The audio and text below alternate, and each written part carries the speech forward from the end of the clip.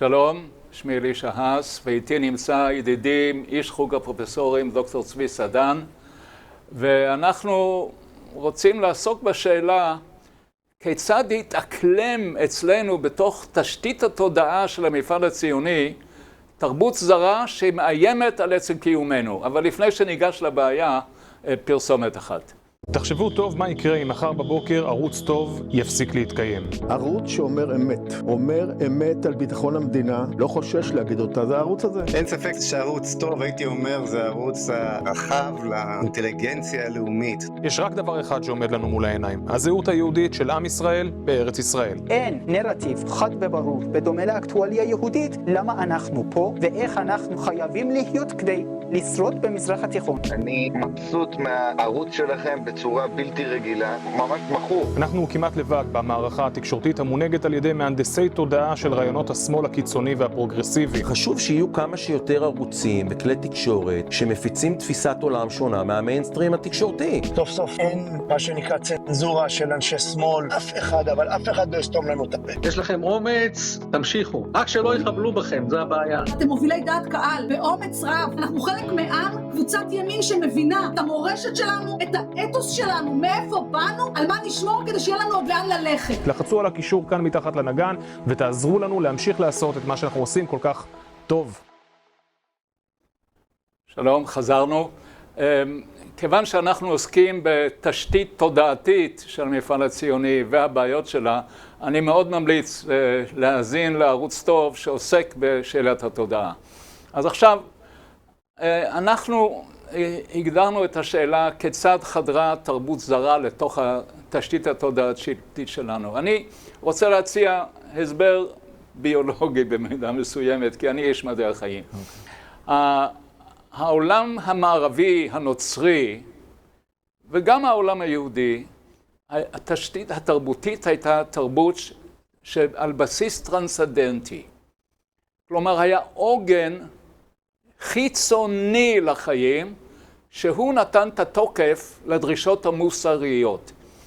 במהפכה הצרפתית, פחות או יותר, העסק נשבר בעולם הנוצרי, ובעקבות ההשכלה נחלשה גם העמדה הטרנסדנטית בתוך עם ישראל. וחיפשו תחליפים. עכשיו, אני לא מתייחס לעולם החיצוני, אבל אצלנו, כישלון האמנסיפציה שמאוד עודד את הציונות, הביא גם לאשליה שאפשר לייצר יהודי חדש. וכאן הדור הראשון, דור שהקים את המדינה, שהיה אומנם דור בעל תודעה יהודית מובהקת, כי זה היה דור של דתל"שים, שהזהות שלו הייתה מעוגנת בתרבות הטרנסדנטית. הדור הזה חינך דור חדש, שיהיה דור של יהודי חדש, יהודי אתני, שהוא לא מבוסס על תודעה שבאה מהמסורת העתיקה, אלא יהיה משהו חדש. והדבר הזה נשבר טוטלית במלחמת יום הכיפורים. וכאן נוצר חור, נוצר פער גדול, ריקנות, שלתוכה יכולות להיכנס השפעות זרות. מה אתה אומר על התיאור הזה? אתה מסכים איתי? אני מסכים איתך שמלחמת יום הכיפורים הייתה נקודת מפנה, זה ברור לנו, אבל זה לא התחיל שם. זה לא התחיל שם. היו תהליכים שקדמו, שהתרימו את המשבר של יום הכיפורים. אני מזכיר את שיח לוחמים, אני מזכיר את חרבת חיזבאללה, אני מזכיר את הבכיינות הפלמחניקית על תופעה, על הפליטים. רגע, חרבת חיזבאללה היה בשוליים של השוליים. לא. שיח לוחמים התחיל, נכון, הוא היה חלוץ, אבל זה הגיע למשבר לאומי, כן. אחרי מלחמת יום כיפור. נכון, אבל התהליכים, הרי הדברים לא קורים בבת אחת לפתע נכון, פתאום. נכון, יש נכון. פה הכשרת הלבבות לקראת דבר מסוים. כן, גם דור אחד חופף את הדור השני, זה לא לגמרי סינכרוני. נכון, נכון, אין תהליכים כאלה, אתה יודע, שחותכים את ההיסטוריה באופן חד משמעי. זה הכל תהליכים ארוכי טווח. נבחין אולי בין דור אלה שהגיעו מהגלות, מבתים שהיו עדיין יהודיים במובן הטרנסדנטי, לבין אלה של ילידי הארץ, שקיבלו את החינוך כאן. נכון, אז כמו שאתה אומר, הדור של העליות הראשונות, העלייה הראשונה, השנייה, השלישית, היו דתל"שים ברובם, אפשר להגדיר אותם כך. כן, כן. המטען הרוחני שלהם, אבל עדיין נשאר המטען הרוחני היהודי. כל ההקשרים שלהם, כל עולם המושגים שלהם היה יהודי, מתוכו הם דיברו. היום מדברים הרבה על ברל כצנלסון, מה בין ברל כצנלסון לבין בית ברל, כן? אין שום דבר חוץ מהשם, הכל הפוך, הכל התהפך. אז זה חלק מהתופעה, שברגע שאתה מתחיל להיכנס למסלול הזה של, נקרא לזה בגדול, האתאיזם, אז אתה חייב לחפש את התחליפים למה שאתה קורא לזה בצדק, העוגן היהודי, שהוא טרנסצדנטי, כמו שאתה אומר, שהוא חיצוני לנו. ואז אתה צריך להתחיל לגבש כל מיני תיאוריות כאלה ואחרות, שימלאו את החלל. עכשיו, זה אנחנו יודעים, התחיל כבר במאה ה-19, תלוי איפה מתחילים, אבל בואו לא נדייק. נגיד במאה ה-19 כבר, עם הפילוסופים הגרמנים, היותר מוכר, היותר פופולרי הוא ניטשה, שדיבר על מות אלוהים, אבל לא רק הוא, גם קאנט. כן, קאנט הוא, אולי הוא, זה מעניין שפילוסופים גרמנים, אלה שהורגים את אלוהים במרכאות, מנסים להרוג אותו. זה לא, הדברים האלה הם לא... קאנט לא ניסה להרוג את אלוהים. לא, לא. יורשיו השתמשו בו בשביל זה. כן, אבל הוא הכין את הקרקע. כן, הוא אפילו אמר שהבן אדם יכול לעשות את הכל. נכון. הוא הכין את הקרקע, וההגות שלו התקבלה. אחר כך עשו מזה כל מיני דברים אחרים, אבל זה לא כל כך חשוב. אבל, אוקיי, אלוהים מת, מה עכשיו? אז אתה צריך... הכיסא ריק, נכון? אז הגענו למלחמת יום הכיפורים, שבה הדור שגדל לתוך האשליה שיש תחליף בלי הטרנסצדנטיות, בלי המסורת, והוא נשבר. כי הוא מצא שהוא לא תיקן כלום. הוא מותקף בגלל יהדותו, כמו שאבותיו הותקפו, והוא לא השתחרר מהרדיפה נגדו, והוא נשאר בלי כלים להתמודד עם זה. ואז יש חלל, ולתוכו יכולים להיכנס כל מיני דברים. אז זה יותר גרוע מזה. זה לא רק שאתה מאבד את הלגיטימציה העצמית שלך, נניח אתה סובל מרגשי נחיתות. לא יודע מה. העניין הוא פה שמתחיל תהליך של הצדקה אנטי-יהודית. ותמיד אנטי-יהודית זאת הצדקה, זאת אומרת, אנחנו עוסקים פה בהצדקה של האנטישמיות, לא פחות. לא פחות. אני אומר את זה במפורש, אנשים נרתעים משימוש במונחים האלה, במיוחד שאני מדבר על יהודים, ישראלים, הנהגה צבאית, מדינית וכו' וכו'. אבל אני מתעקש על זה, מפני ששלילת, אני אתן דוגמה סתם, מה זה אנטישמיות, כדי שאני אסביר את עצמי. אנטישמיות היא למשל שלילת זכות קיומה של מדינה יהודית. עכשיו, אם אתה עוקב אחרי התהליכים של בג"ץ, של הצבא, אז אתה רואה שזה התהליך, שלילת הלגיטימיות של מדינה יהודית, ולכן אנחנו מדברים פה על אנטישמיות, אין מנוס מזה. אין מנוס. ואת כל המהומה שהייתה כאן בשנה האחרונה, שנה וחצי האחרונות, ועדיין נמשכת, היא מאבק נגד המדינה היהודית, נגד היהודיות של המדינה. בוודאי. כן? בוודאי. כי המטרה היא להיות ככל העמים. תראה, המטרה היא, בסופו של דבר, הרי מה המילה שאוספת את כל ההמון הזה ביחד, את כל ההמון שנקרא לו לצורך העניין קפלן? מה המילה, מה הטריגר? הטריגר הוא דמוקרטיה. עכשיו, ולא מדינה יהודית. לא, אין פה, אתה לא תשמע מדינה יהודית ודמוקרטית. אתה תשמע דמוקרטיה, קידוש הדמוקרטיה. עכשיו, זה חשוב מאוד, מפני שמי שעוקב אחרי הדמוקרטיה המערבית מאז המהפכה הצרפתית, יגלה שהדמוקרטיה המערבית היא יצור פוליטי שמאלני במהותו.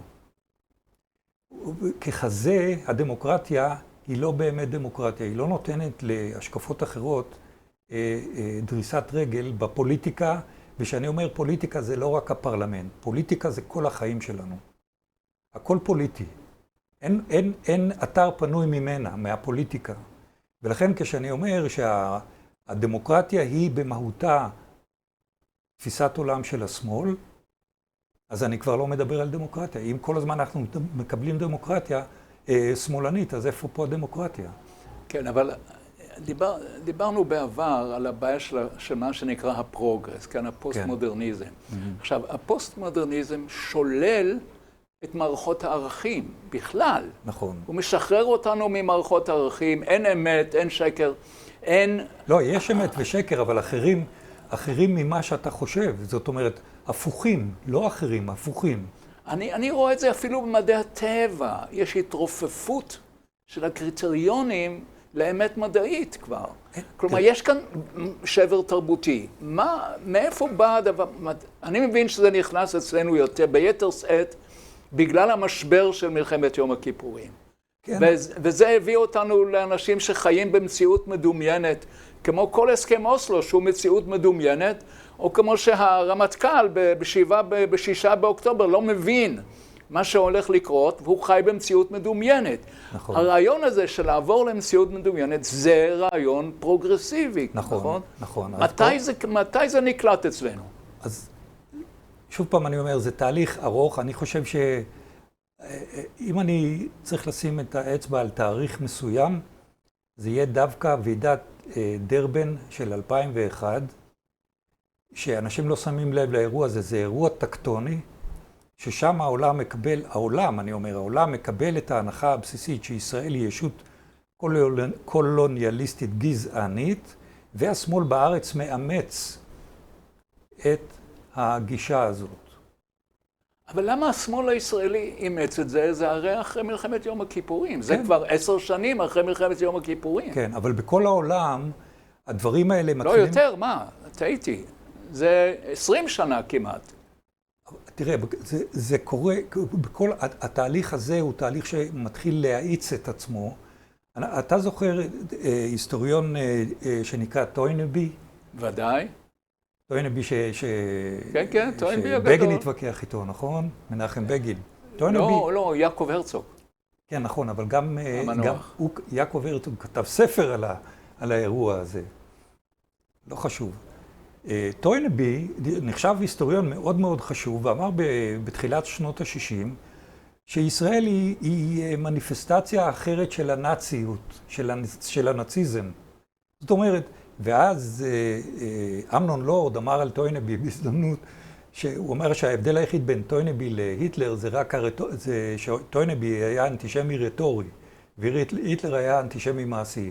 והוא בדיוק הבין את הנקודה הזאת. זאת אומרת, אנחנו רואים את זה כבר בשנות ה-60, שמתחילים לדבר אלינו כעל נאצים. אז האם נכון לומר שאחרי שהתמוטט הבסיס התודעתי למדינה שהיא שונה מכל המדינות, למדינת ישראל, בעקבות המשבר של מלחמת יום הכיפורים, שבו לדעתי היהודי החדש מת, אז השמאל היה פתוח לקבל דברים זרים. למה הוא אימץ את הדבר הזה של דרבן? מפני שאם אתה לא, צריך לנסות ולהיכנס לראש, אם אתה שולל לחלוטין את אלוהים, היהדות היא דת גזענית, אתה בחרתנו וזה. מה שהפרוגרס מציע זה רעיון לא רע בכלל. מציע שוויון טוטלי בין בני האדם, אין יותר האחר והעני, ההבדלים האלה מבוטלים לחלוטין. ברגע שאין אחר ואני, אין גם עילה למלחמות וסכסוכים. אבל אז גם אין הבדל בין אדם לבהמה.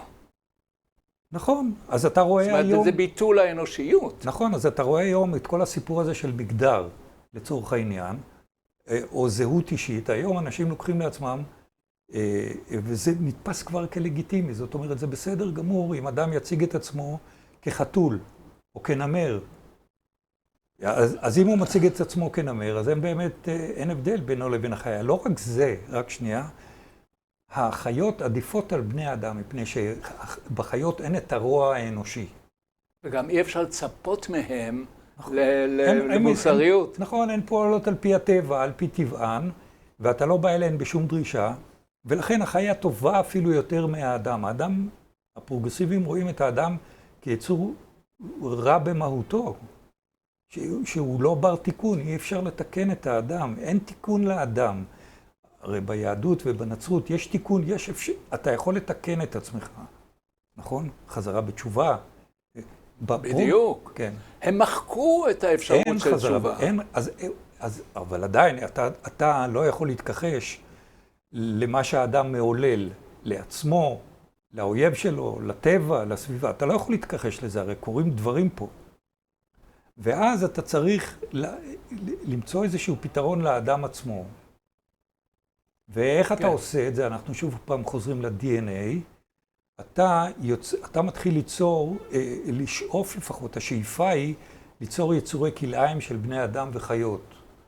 אוקיי, אז זה כבר מביא אותנו למצב הקיצוני ביותר. זאת אומרת, ברגע שהתנתקנו מהאל, איבדנו את העוגן הטרנסצנדנטי, את העוגן שמייצב אותנו מול הטבע, הפכנו להיות עבדי הטבע, איבדנו את היכולת להיות שונים מאחרים על בסיס רוחני. נכון. כלומר, ביטלנו את האפשרות לקיים את המפעל הציוני, שהוא בהגדרה שונה מכל מדינה אחרת, כי יש לו תשתית מוסרית ומסורתית, ולא תשתית של טבע ואינטרסים, אלא שליחות.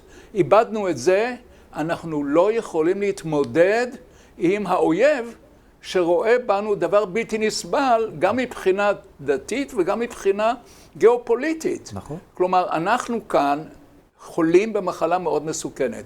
עכשיו, מה אנחנו צריכים לעשות כדי לתרגן את זה? ללכת ל-DNA שלנו. נכון. ולמצוא מה שם משתבש. אתה חייב, המטאפורה שלך של עוגן היא לחלוטין נכונה.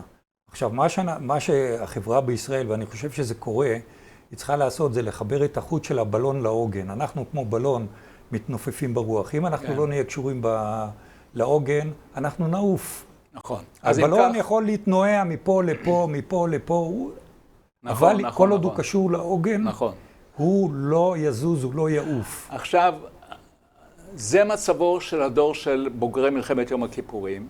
החלק לא נאמן למסורת. היה חלק אחר שעשה בדיוק את ההפך. אני רואה את הדור השלישי שהתחיל לפני 10 שנים, שהוא שינה את הכיוון.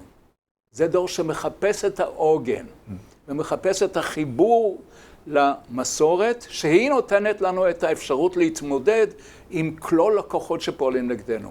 אז בוא, בשיחה אחרת, נדון בשאלה איך מיישמים את התובנה הזאת. הזמן עובר מהר. כן. תודה רבה, ואנחנו באמת, הדבר החשוב הוא להבין שהתודעה היא הבעיה, ועליה צריך לתת, ולכן ערוץ טוב הוא באמת המקום שבו אפשר להתמודד עם השאלה של התודעה. לגמרי. תודה. תחשבו טוב מה יקרה אם מחר בבוקר ערוץ טוב יפסיק להתקיים. ערוץ שאומר אמת, אומר אמת על ביטחון המדינה, לא חושש להגיד אותה, זה הערוץ הזה. אין ספק שערוץ טוב, הייתי אומר, זה הערוץ הרחב לאינטליגנציה הלאומית. יש רק דבר אחד שעומד לנו מול העיניים, הזהות היהודית של עם ישראל בארץ ישראל. אין נרטיב חד וברור, בדומה לאקטואליה יהודית, למה אנחנו פה ואיך אנחנו חייבים להיות כדי לשרוד במזרח התיכון. אני מבסוט מהערוץ שלכם בצורה בלתי רגילה, ממש מכור. אנחנו כמעט לבד במערכה התקשורתית המונהגת על ידי מהנדסי תודעה של רעיונות השמאל הקיצוני והפרוגרסיבי. חשוב שיהיו כמה שיותר ערוצים וכלי תקשורת שמפיצים תפיסת עולם שונה מהמיינסטרים התקשורתי. סוף סוף אין מה שנקרא צנזורה של אנשי שמאל, אף אחד, אבל אף אחד לא יסתום לנו את הפה. יש לכם אומץ, תמשיכו. רק שלא יחבלו בכם, זה הבעיה. אתם מובילי דעת קהל, באומץ רב. אנחנו חלק מעם, קבוצת ימין שמבינה את המורשת שלנו, את האתוס שלנו, מאיפה באנו, על מה נשמור כדי שיהיה לנו עוד לאן ללכת. לחצו על הקישור כאן מתחת לנגן ותעזרו לנו להמשיך לעשות את מה שאנחנו עושים כל כך טוב.